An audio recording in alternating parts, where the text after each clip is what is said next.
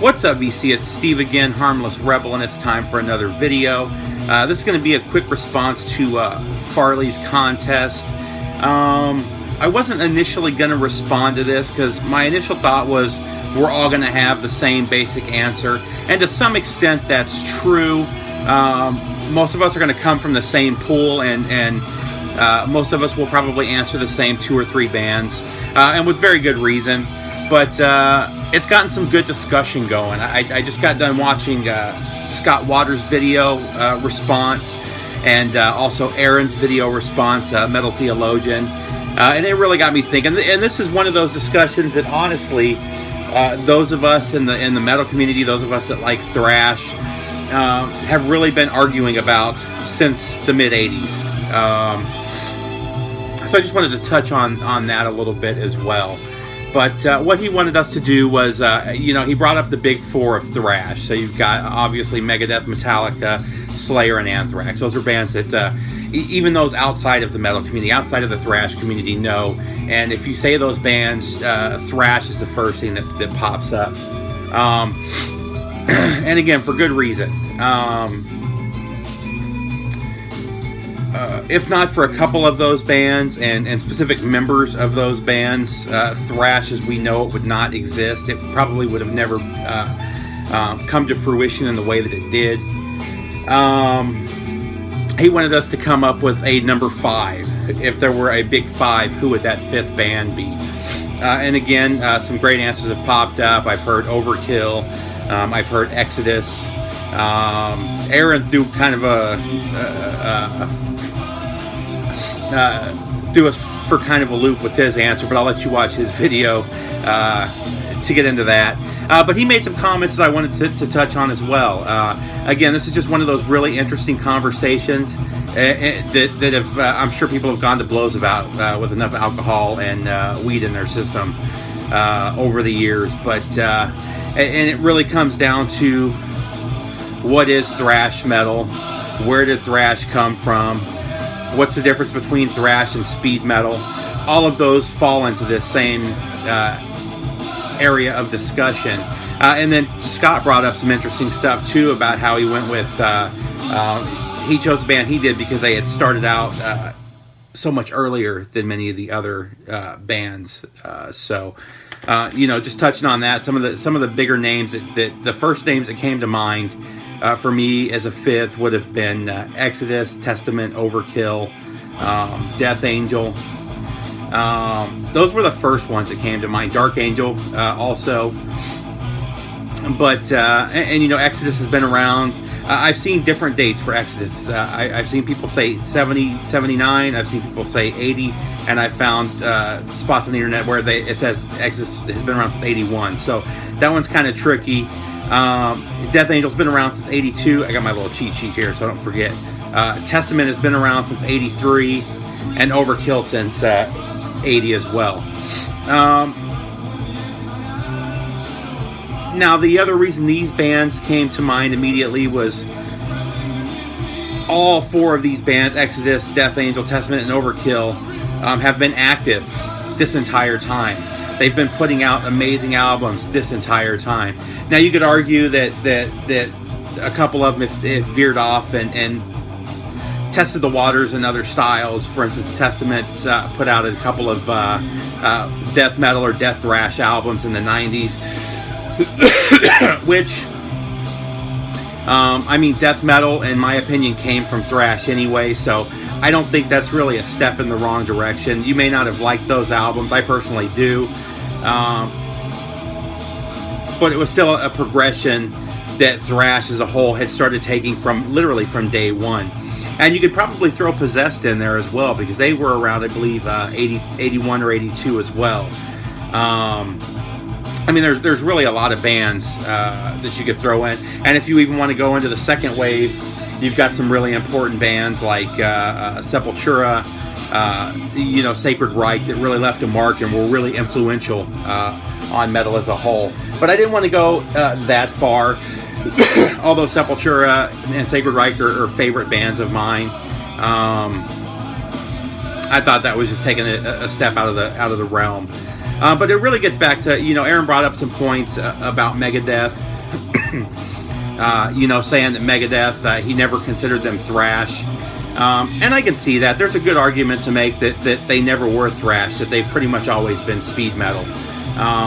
And again, you can make a great argument for that. And the whole thrash speed metal thing has always really been an argument that I don't think has ever really been settled. I mean, the thought between us in that community is that thrash is more based in punks, or based in punk rock, so it's a little more, I don't want to say chaotic, but it's just got that punkier feel to the riffs and to the drums. Whereas speed metal is more based in traditional heavy metal. And you could make the argument that Megadeth, pretty much all of their albums have been more steeped in traditional heavy metal than in the punk side of things. Now, they have definitely had some straight up thrash songs. But most of their stuff is super fast and probably fits more in speed metal. And I will say that of Metallica, Megadeth, Slayer, and Anthrax, Megadeth is probably my personal favorite band, regardless of how you categorize them. I've always loved Megadeth. Other than the album Risk, which I think is an absolute piece of trash, I like every single album they've put out. I've seen them countless times. Of the big four, they're my favorite band. But even if it's not thrash, you can't sidestep the importance of Dave Mustaine. Without Dave Mustaine, you really don't have thrash. And what I mean by that, most thrash bands, whether it was Bay Area or from LA, credit Dave Mustaine with really creating the guitar sound that would become thrash when he was in Metallica. Even Scott Ian wrote quite extensively about it in one of his books, where he talked about Dave Mustaine pretty much created the thrash metal sound. For those of you that don't know, James Hetfield wasn't playing guitar yet when Mustaine was playing guitar in Megadeth. It was pretty much him that created that sound that would become thrash metal.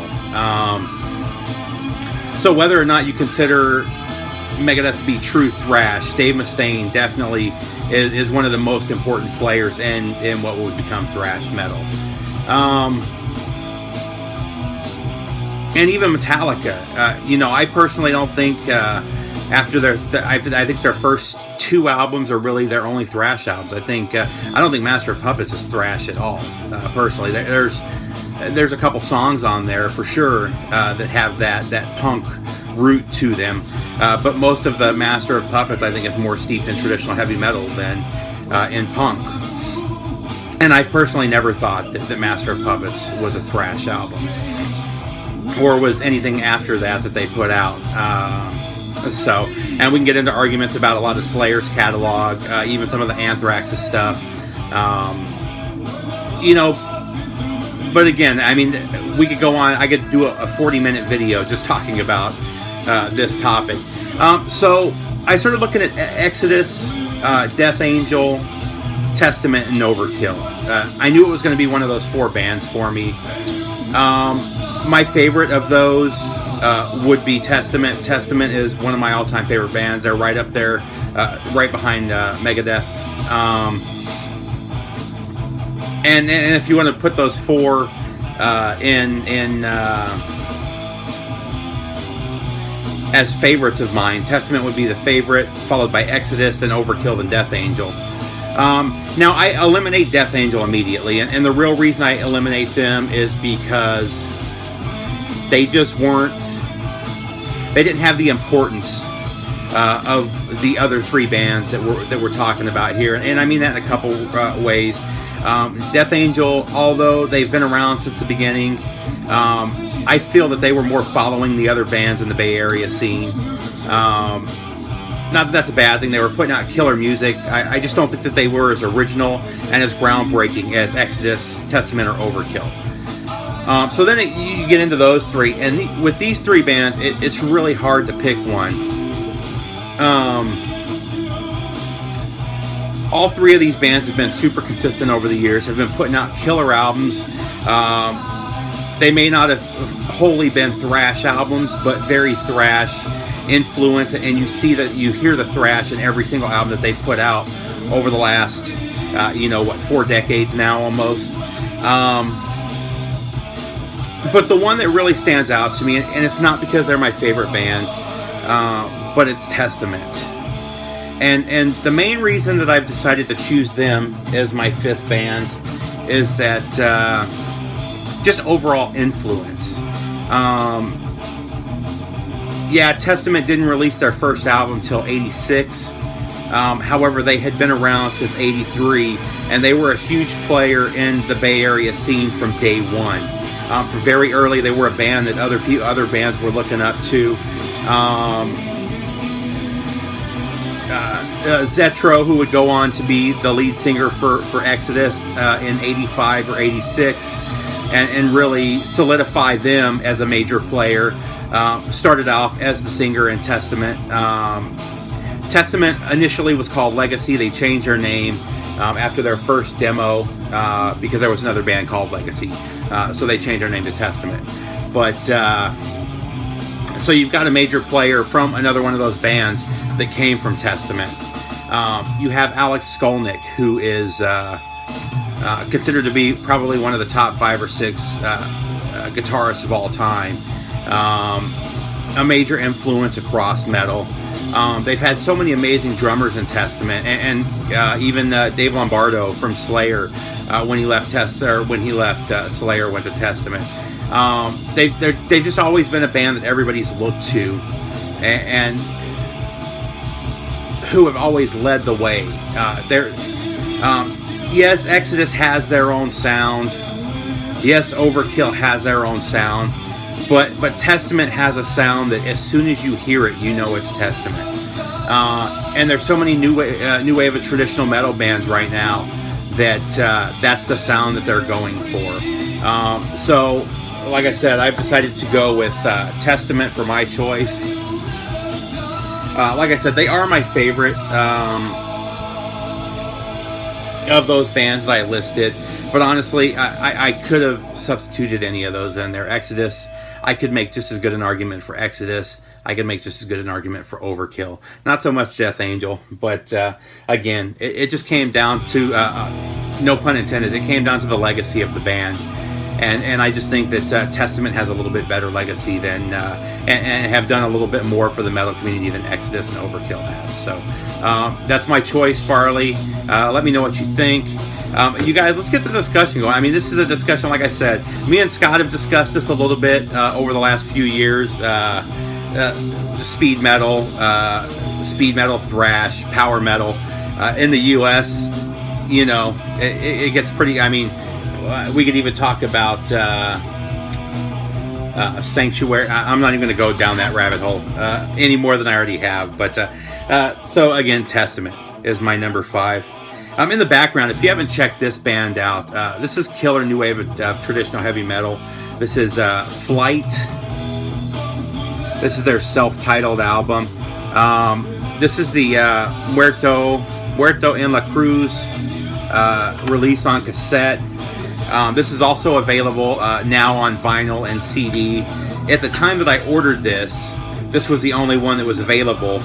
And I ordered this, it's been 7 or 8 months. I don't know why it took so long. I just got this today. I ordered it 7 or 8 months ago. And it also came with this cool battle jacket patch. Or battle vest, whatever, patch. But killer album. I'm really digging this one. This is one that I highly recommend picking up. So that's it, VC. Take care. I'll have a vinyl update up really soon.